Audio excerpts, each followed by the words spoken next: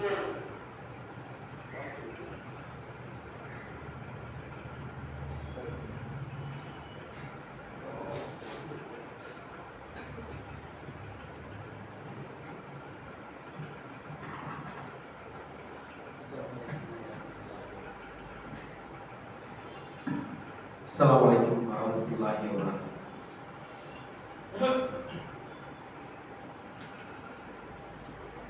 Allahu Akbar, Allahu Akbar, Allahu Akbar, Allahu Akbar. Asyhadu an la ilaha illallah. Asyhadu an la ilaha illallah. Asyhadu anna Muhammadar Rasulullah. Asyhadu anna Muhammadar Rasulullah. Hayya 'alas salam.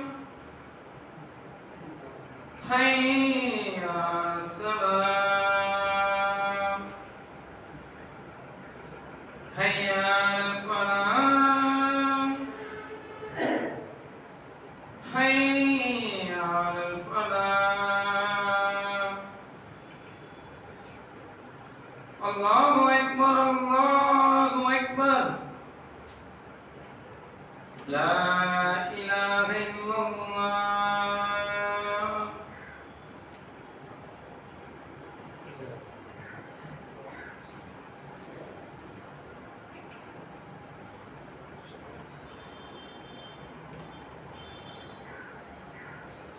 Assalamualaikum warahmatullahi wabarakatuh. Alhamdulillahi nahmaduhu wa nasta'inuhu wa na'udzu billahi min shururi anfusina wa min sayyiati a'malina. May yahdihillahu fala mudilla lahu wa yudlil fala hadiya lahu. Asyhadu an la ilaha illallah wa asyhadu anna Muhammadan abduhu wa rasuluhu. Amma வணக்கத்திற்குரியவன் அல்லாஹ்வை தவிர வேறு யாரும் இல்லை. அந்த ஏக இறைவனின் போற்றி புகழ்ந்தவனாக எனது உரையை ஆரம்பம் செய்கின்றேன். அன்பிற்கினிய எல்லாம் வல்ல அல்லாஹ்வின் நல்லடியார்களே, அவர் கடமையாக்கியிருக்கிற இந்த ஜும்மாவை நிறைவேற்றுவதற்காக நாம் எல்லாம் இங்கே ஒன்று கூடியிருக்கிறோம். அன்பானவர்களே, இந்த ஒட்டுமொத்த பிரபஞ்சத்தையும் அதிலே வானங்களையும் பூமியையும் அதில் குறிப்பாக மனிதர்களையும் படைத்து அந்த மனிதர்கள் தங்களுடைய இறைவனை எவ்வாறு வழிபட வேண்டும் என்பதற்காக அல்லாஹ் ரப்பல் ஆலமீன் ஏராளமான தூதர்களை இந்த உலகத்திற்கு அனுப்பி வைத்திருக்கிறார். அப்படி அனுப்பப்பட்ட ஏராளமான தூதர்களில் இறுதி நபியாக நம்முடைய நபி நபிகள் நாயகம் ஸல்லல்லாஹு அலைஹி வஸல்லம் அவர்கள் இருக்கிறார்கள். இன்று நாம் பார்க்க இருக்கும் தலைப்பு அழைப்பு பணியினுடைய அவசியம். அன்பிற்குரிய சகோதர சகோதரிகளே, இந்த தலைப்பு எதற்காக தேர்வு செய்யப்பட்டது என்று சொன்னால், ஒரு நாள் முன்னதாக ஆங்கில வருடம், அவருடைய பாஷையில் வருடம் பிறந்தது. அந்த வருட பிறப்பிற்கு எவ்வளவு அனாச்சாரமான விஷயங்கள், எவ்வளவு பொருள் செலவுகள், எவ்வளவு விஷயங்களை இழந்து நம்முடைய தமிழகத்தில் குறிப்பாக எடுத்துக்கொண்டால் எப்பவும் ஒரு இடங்களில் நடக்கும். என்ன செய்யுது, எந்த இடம் ஜங்ஷனாக இருக்கிறதோ, இந்த பீச் போன்ற பகுதிகளில், பெசன்ட் நகர்களில், ராயப்பேட்டை போன்ற பகுதிகளில் மட்டுமல்லாது நிறைய இடங்களில் இது நடந்தது. இளைஞர்கள், அதில் குறிப்பாக நம்முடைய சமூகத்து இளைஞர்கள் அதில் அதிகமாக இருந்தார்கள்.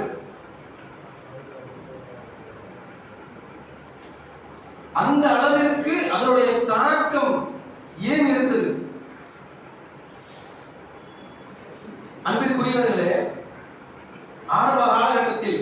நாயகம் ஸல்லல்லாஹு அலைஹி வஸல்லம் அவர்களுக்கு முன்னதாக இருக்கக்கூடிய அந்த காலகட்டத்தில் மார்க்கத்தை எடுத்து சொல்வதற்கு, மக்களிடத்திலே எத்தி வைப்பதற்கு யார் இருப்பார்கள்?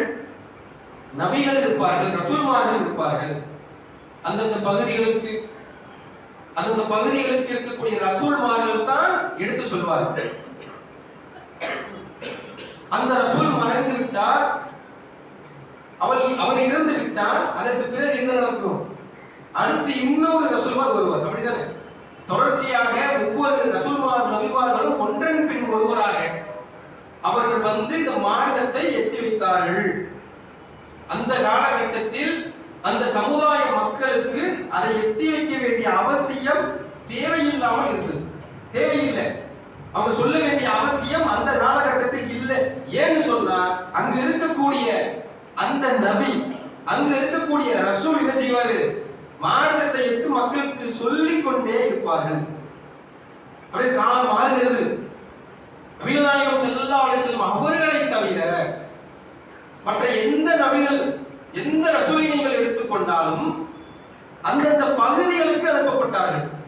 ஒரே நேரத்தில் 2 பகுதிக்கு 2 நபி கூட இருக்கக்கூடிய சான்றுகள் நம்ம இடத்துல இருக்கிறது. அப்ப 2 பேர் இருக்கிறாங்க, அந்த பகுதிக்கு சொல்லிட்டே இருப்பாங்க. ஒரு ஆள் போனா ஒரு ஆள், ஒரு ஆள் போனா ஒரு ஆள் வந்துகிட்டே இருப்பார். ஆனால் அது முடிந்த பிறகு நபிகள் நாயகம் ஸல்லல்லாஹு அலைஹி வஸல்லம் அவர்கள் எப்படி அனுப்பப்பட்டார்கள் தெரியுமா? இந்த ஒட்டுமொத்த உலகத்திற்குமாக அனுப்பப்பட்ட நபியாக இருக்கிறார்கள். அது மட்டுமல்ல, அவர்கள் மார்க்கத்தை எத்தி வைத்து அவருடைய காலம் முடிந்த பிறகு அந்த கடமை யாருக்கு? நமக்கு தெரியும், அந்த நம்முடைய நபிகள் நாயகம் ஸல்லல்லாஹு அலைஹி வஸல்லம் அவர்கள் இறுதி தூதர். அதற்கு பிறகு யாரும் வர மாட்டார்கள். அப்ப அதற்கு பின்னதாக யார் இருப்பார்? இந்த மார்க்கத்தை மக்களிடத்தில் எடுத்து சொல்வதற்கு, இந்த சத்தியத்தை கொண்டு சேர்ப்பதற்கு யார் இருப்பார்? நபிகள் நாயகம் ஸல்லல்லாஹு அலைஹி வஸல்லம் அவருடைய உம்மத்தாகிய நம்ம தான் இருக்கிறோம். அந்த காலகட்டத்தில் அந்த தேவை கிடையாது. ஆனால் இந்த காலகட்டத்தில் என்ன? அந்த மார்க்கத்தை எடுத்து சொல்லுவதற்கு ஒரு கடமையாகவே அல்லாஹ் தஆலா ஆக்கி வைத்திருக்கிறார். நபிகள் நாயகம் ஸல்லல்லாஹு அலைஹி வஸல்லம் அவர்கள் அவருடைய இறுதி ஹஜ்ஜத்துல் விதாவிலே ரத்தின சுருக்கமான ஒரு உரை அனைவரும் கேட்டிருப்போம். 100 தடவை 50 தடவை நம்ம கேட்டிருப்போம். அது என்ன சொல்லப்பட்டது? அந்த மக்களை பார்த்து அவர்கள் கூறுகிறார்கள், உங்களுக்கு மார்க்கத்தை முழுமைப்படுத்தி விட்டேனா? எத்தனை முறை கேட்கிறார்? 3 தடவை கேட்கிறார். 3 தடவையும் அந்த இருக்கக்கூடிய சஹாபா பெருமக்கள் நீங்கள் எடுத்து கூறிவிட்டீர்கள் என்று சொன்னதற்கு பிறகு கையை வானத்தை நோக்கி உயர்த்தி, அல்லாஹ் இதற்கு நீயே சாட்சி என்று சாட்சியும் பகர்ந்தார்கள். அப்ப என்ன, நபிகள் நாயகம் ஸல்லல்லாஹு அலைஹி வஸல்லம் அவர்கள் இருக்கக்கூடிய காலகட்டத்திலேயே மார்க்கம் முடிஞ்சிருச்சுங்க. அவ்வளவுதான். இதுல 2 காரியம், மிகப்பெரிய காரியம் நடந்தது. அதுதான் இங்க பாதிக்குது. அது பின்னாடி சொல்றோம். அப்ப அங்க வந்து மார்க்கத்தை முழுமைப்படுத்தி விட்டாங்க. அடுத்து சொல்றாங்க, இங்கு வந்து இருக்கக்கூடியவர்கள் வராத மக்களுக்கு சொல்லிவிடுங்கள். என்ன சொல்லணும்? நபிகள் நாயகம் ஸல்லல்லாஹு அலைஹி வஸல்லம் அவர்கள் மார்க்கத்தை முழுமையாக கொடுத்துட்டாங்க, சொல்லிட்டாங்க. அந்த மார்க்கத்தை மக்களிடத்தில் எத்தி வைக்கணும். அப்படியே கட் பண்ணிக்கீங்க. இங்க வந்து மார்க்கத்தை சொல்லணுங்க. எப்படி சொல்றது? நம்ம என்ன நினைப்போம் மனசுல? பொதுவான பொதுஜனத்து மக்களுக்கு என்ன தோணும் என்று சொன்னால், என்ன அது சொல்லதாங்க ஹஜரத்து மார்க்கம் இருக்காங்க, ஆலிம் சாக்கள் இருக்காங்க, பேச்சாளர்கள் இருக்காங்க, ஜமாத்துகள் இருக்கிறது. அந்த ஜமாத்தை என்ன செய்ய மக்களிடத்துல கொண்டு போய் சொல்லிடுவாங்க. நமக்கு அந்த வேலை கிடையாது. நம்ம நினைப்போமா இல்லையா? பெரும்பாலான மக்களிடத்திலே நீங்கள் போய் சொன்னால் அவங்க என்ன சொல்லுவாங்க? எப்படி போய் நான் சொல்றது? நான் எப்படி இந்த மார்க்கத்தை பொதுமக்களிடத்துல எப்படி சொல்றது? இதுலயே 2 இருக்குது. முன்னாடி ஒரு 2 சொன்ன ஞாபகப்படுத்துறேன். இதுலயே 2 இருக்குது. என்ன இருக்குது? இந்த மக்களிடத்துல மார்க்கத்தை எப்படி நான் சொல்லுவதுன்னு கேட்கும் பொழுது அவர்களுக்கு முழுமையாக தெரியவில்லை. சரி, முழுமையாக தெரியல.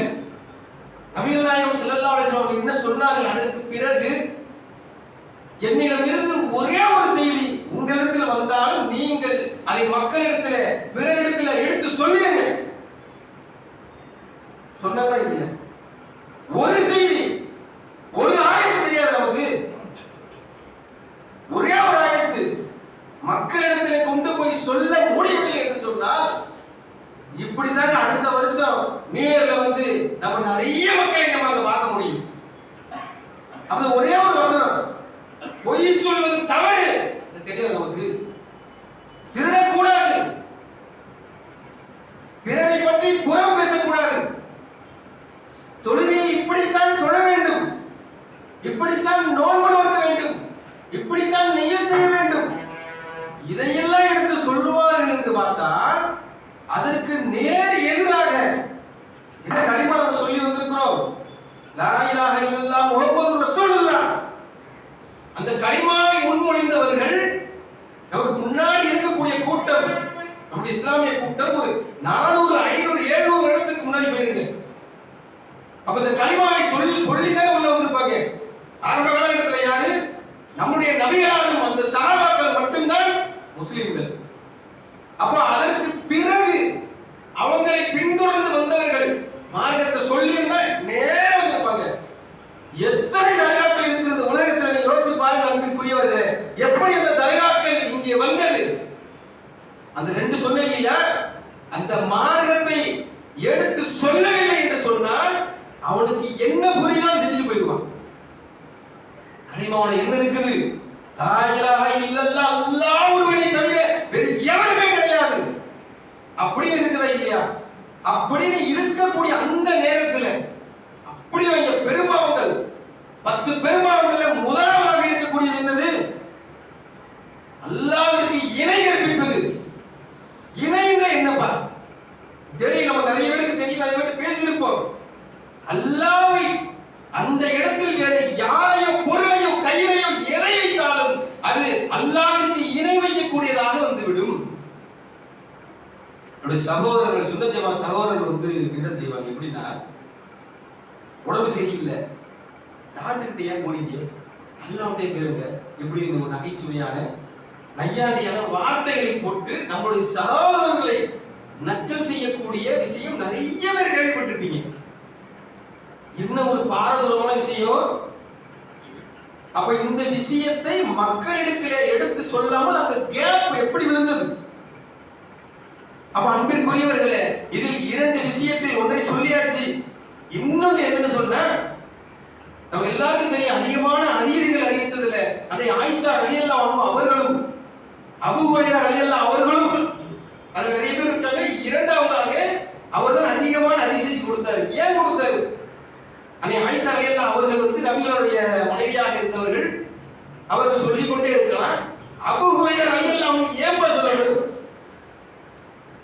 அவருடைய வசனம் வந்து விட்டாங்க. நபிகள் நாயகம் ஸல்லல்லாஹு அலைஹி வஸல்லம் அவர்களிடத்திலே வசனம், எந்த வசனம் வந்தாலும் அவருடைய மக்களிடத்திலே எதையுமே மறைக்காமல், ஈவன் அது வந்து அவங்களை கண்டிச்சு அந்த வசனம் வந்தா கூட அந்த வசனத்தை சொல்லிடுவார்கள் மக்களிடத்தில்.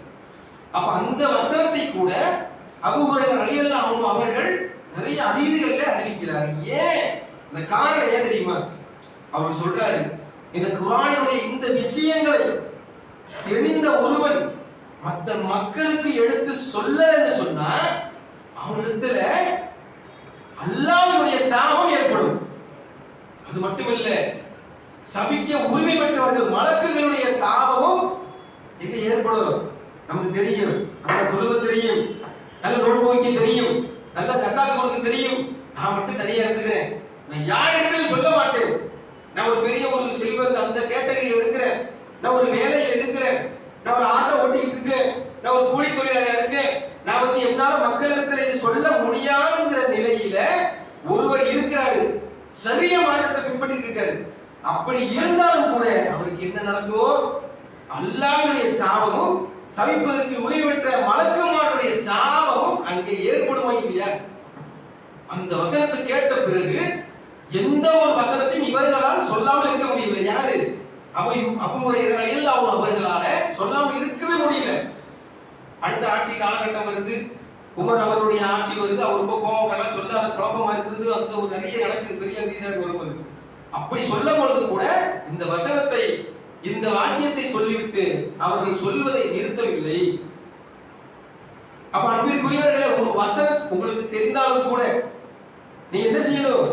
மற்ற மக்களிடத்துல நிச்சயமாக எடுத்து சொல்லக்கூடிய ஒரு கேட்டகரி நம்ம இடத்துல இருக்கணும். நம்ம இடத்துல இருக்குதா? யோசிச்சு பாருங்க. நம்ம இந்த ஒரு வாரம் இருக்குதுங்க. இந்த ஒரு வாரத்துல மார்க்கம் சம்பந்தமான நமக்கு தெரிந்த ஒரு விஷயத்தை மற்ற மக்களிடத்துல நம்ம எத்தி வைத்திருக்குமா இல்லையா? ஒரே ஒரு வசனம் நான் சொல்லி இருக்கிறேன். இது ஒரு கேட்டகரி.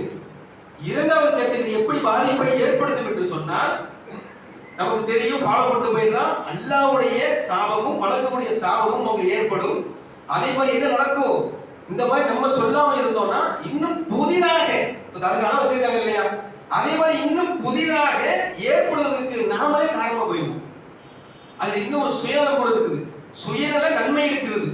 ஒரு மனிதன் இருக்கிறாரு, நம்ம இருக்கிறோம், இப்போ திருமணம் முடிக்கல, நம்ம மற்ற மக்களுக்கெல்லாம் சொல்லிட்டு இருக்கோம், பாய் வரதட்சணை வாங்க கூடாது, பெண் வீட்டாரை வந்து அழுத்த கூடாது, வரதட்சணை டாபிக்கே கிடையாது, மகர் கொடுத்து தான் திருமணம் செய்யணும், அதையும் அந்த மணப்பெண் முடிவு செய்ய முடியும், அப்படிதான் சட்டம் இருக்குது. அப்ப வரதட்சணை கல்யாணத்துக்கு ஒரு 8-10 கல்யாணத்துக்கு அவர் போவே இல்லை, ஒரு மனிதர் போவே இல்லை. அப்ப அவர் வாங்கிடுவாரா? அவர் வாங்க முடியுமா? அல்லாஹ்வுடைய பயம் ஒரு செகண்ட் மறந்தாலும் கூட, ஒரு சைத்தானுடைய ஒரு பார்வை வந்தாலும் கூட, ஆஹா நம்ம சிச்சா கிட்ட சொல்லி இருக்கிறோம், இவர்கிட்ட சொல்லி இருக்கிறோம், மாமா கிட்ட சொல்லி இருக்கிறோம், அத்தை கிட்ட சொல்லி எல்லார்கிட்டையும் சொல்லி இருக்கிறோமே, இப்ப நம்ம அதை போல ஒரு ஆடம்பரமான திருமணமாகவும் வரதட்சணையாகவும் முடித்தால் எவ்வளவு கேவலமா இருக்கு நம்மள பார்ப்பாங்க. அதுல இருந்து விலக மாட்டோம். ஒரு விஷயத்தை சொன்னா அதுல இருந்து விலக மாட்டோம். இன்னும் ஒரு சுயலம் என்னன்னு சொன்னா, அந்த கொள்கை அதிக பிடிப்பாக இருக்கும். ஒரு வட்டி வாங்க கூடாது, வாங்காதீங்க போய் வாங்க கொள்கையா இருக்கிறாரு, அவர் யாருக்குமே சொல்லல. இன்னொருத்தர் வேண்டாத கொள்கையாவும் இருக்கிறாரு, அவர் எல்லா இடத்தையும் சொல்லிக்கிட்டே இருக்கிறாரு. இவருக்கு குடும்பத்துல ஒரு நெருக்கடி வருது, அல்லாஹ் ஒரு சோதனை கொடுத்தாரு. சரி, நம்ம தான் வேண்டாம இருக்கிறோம், ஒரு தடவை எல்லாம் மன்னிக்க மாட்டாங்க, ஒரே ஒரு தடவை அல்ல, இது ஒரு தடவை மட்டும் எல்லாம் மன்னிப்பான. மற்ற மக்கள் இதை சொன்னா அதே தான் அந்த வரதட்சணை கல்யாணத்தை சொன்னது போல, வட்டி வாங்காதீங்க, வட்டி வேணா, அல்லாஹ் வந்து என்னோட போர் புரிவதற்கு தயாரா என்று அல்லாஹ் ரப்பல் ஆலமீன் நம்மளை பார்த்து கேட்கிறார். அப்ப எவ்வளவு ஒரு பாரதூரமான காரியம் 10 பெரும்பாவங்கள் அடங்கிரும். அப்ப அதை நம்ம வேங்க கூடாதுன்னு மற்ற மக்களிடத்துல எத்தி வைத்துக் கொண்டே இருந்தால் அங்க சுயநல நன்மை கிடைக்கும். என்ன கிடைக்கும்? சுயநலமாக நமக்கு ஒரு நன்மை கிடைக்கும். நம்ம அந்த கொள்கையை தாண்ட மாட்டாங்க. அதே போல இப்ப என்ன செய்தி, இப்ப இவ்வளவு நிறைய நீங்க பார்க்கலாம், நிறைய நம்மளுடைய சகோதரர்கள் தான், மாற்று மத சகோதரர்களே நம்ம எத்தி வைக்க நினைக்கிறோமா இல்லையா? ஒரு கருப்பு சட்டக்காரனே குடிச்சு கேட்கிறோமா இல்லையா? எப்படா இந்த போர்டு தனியா உருவாயிருமானா கேட்கிறோம். எந்த ஒரு பொருளுமே அதுவா உருவாகிறே உருவாகாது. ஒரு பொருள் இருக்குன்னு சொன்னா அதுக்கு பேச இருக்கணும். நீங்க மண்டை போட்டு யோசிச்சு பாருங்க, எந்த ஒரு பொருளா இருந்தாலும் சரி, அந்த பொருள் அதுவாகவே உருவாகாது. இது அறிவியலுடைய நிரூபிக்கப்பட்ட ஒரு விதி. நம்ம கையில ஒரு மைக்கோ இல்ல ஒரு போன் இருக்குது, அது உருவாகணும்னு சொன்னா அது 1000 சென்சார் இருக்கும், டிஸ்பிளே இருக்கும், அது எல்லாத்தையும் சேர்த்தாதான் செல்போன் கிடைக்கும். அது அதுக்கு பின்னாடி நேரம் இருந்துச்சு, அது இன்னும் சிறிய பொருளா இருந்துச்சு. ஒரு மரம் இருக்குது, அந்த மரத்தை டக்குன்னு வைக்க முடியுமா? டக்குன்னு நம்மளால கொண்டு வர முடியுமா? கொண்டு வர முடியாது. எப்படி வரும்? சின்னதா செடியாக வளர்ந்து விதையிலிருந்து வளர்ந்ததுக்கு பிறகுதான் மரம் வரும். அப்ப மரத்துக்கு முன்னாடி என்னது? அது ஒரு சின்ன மரமா இருக்கும், அது சின்ன செடியா இருக்கும், அடுத்து விதையா இருக்கும். அந்த விதை வந்து இன்னொரு மரத்தினுடைய பழத்தின் உள்ள இந்த விதை இருக்கும். இப்படியே தொடர்ந்துதான் போய்கொண்டே இருக்குமே தவிர ஒரு பொருள் தானாக உருவாக முடியவே முடியாது. ஆனால் அறிவியல் ஆராய்ச்சியாளர் பெரிய பெரிய ஆளுன்னு சொல்லக்கூடிய அவங்க என்ன சொல்றாங்க தெரியுமா? பெருவெடிப்பு கொள்கை நிறைய பேர் கேள்விப்பட்டிருப்பீங்க. அந்த பெருவெடிப்பு எப்படி உருவாச்சுன்னு சொன்னா, ஒன்றுமே இல்லாத இடத்திலிருந்து தானா திடீர்னு வெடிச்சிருச்சான். புரியுதா உங்களுக்கு? சூன்யம் சொன்னா அந்த பக்கம் போயிடாதீங்க. சூன்யம்னா ஒரு காலியான ஒரு இடம் இருக்குது, அந்த இடம் சூன்யம். அந்த சூன்யத்திலிருந்து திடீர்னு இந்த பிரபஞ்சம் உருவாயிருச்சு அப்படின்னு தான் இன்று வரைக்கும் அறிவியலாளர்கள் சொல்லிக் கொண்டு அழைக்கிறார்கள். இன்னும் பெருசா போனா 1 hour எடுக்கிறது. நிறைய ரொம்ப கேட்கறது ரொம்ப சுவாரஸ்யமா இருக்கு. அப்ப ஒண்ணுமே இல்லாத உருவாயிருக்கு இப்ப பிரபஞ்சம். இப்ப மற்ற மக்கள் எப்படி எடுத்து சொல்லணும்? அப்ப நமக்கு ஒரே ஒரு விஷயத்தை தெரிந்தாலும் கூட நம்ம மற்ற மக்களுக்கு என்ன செய்யலாம்? ஈஸியாக எத்தி வைக்க முடியுமா? முடியாதா? அப்போ